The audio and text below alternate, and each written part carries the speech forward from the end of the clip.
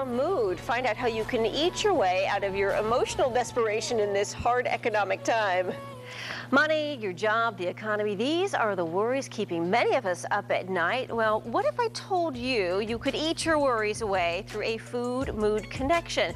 He wrote the book, The Green Foods Bible, and now David Sandoval is here to share his secrets with us. Good morning, David. Good morning. Okay, so I understand you have a connection here to one of our guests we had recently on the show. Oh yeah, there was a two-time Grammy Award-winning hip-hop artist, Fat Man Scoop.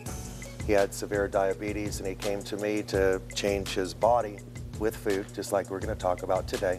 And we actually reversed his diabetes in a pretty short time, and you featured him on the show. And here you are. You say anxiety and insomnia go hand in hand and all lead back to the same thing, your diet. How so? I mean, why can't we sleep?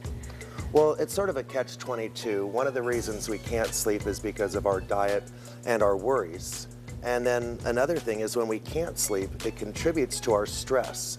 So it is like it's a slippery slope, as they say. It's easy to slide down. Okay, so how do we get started? What things can change our mood when it comes to the imbalance in the body?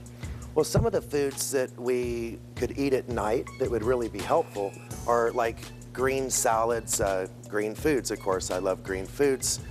You don't think about eating Cheerios or oatmeal at night, No. but they actually soothe the body and calm the body down. And so we typically think of those as breakfast foods.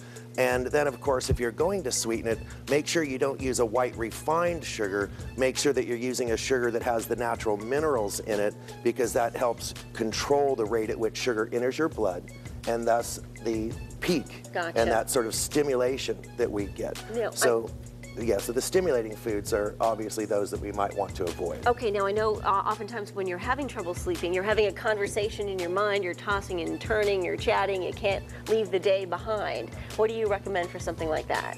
Well, there are three primary reasons why people can't sleep. As you said, one of them is like inner chattering. You're running a list through your mind. Maybe you're excited or nervous.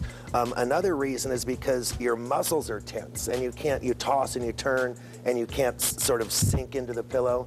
And then the third reason, and this is one that's really common in today's modern life, is a lack of melatonin, which is actually a hormone released by the pituitary gland that controls our deep sleep, which is the one that's most rejuvenating. 2 hours of deep sleep is better than 6 hours of tossing and turning. Okay, now you've got tea here. Is this for the calming of the mind? Yeah, when your mind is sort of running too fast, put a paper and a pencil next to the bed, write down the things you're worried about, have a nice cup of herbal tea, maybe take a hot bath, and turn down the lights, have some mood music, and relax, because that's going to help you, to soothe you. And then before bed, of course, you got to worry about the things that might overstimulate the body. Okay, now what about, you said lack of melatonin. I see blackberries and strawberries here. Well, blackberries and strawberries are more things that, like passion fruit is even the best at relaxing the muscles as well. But a special fruit that's not here called tart Montmorency cherry actually is a very high natural source of melatonin.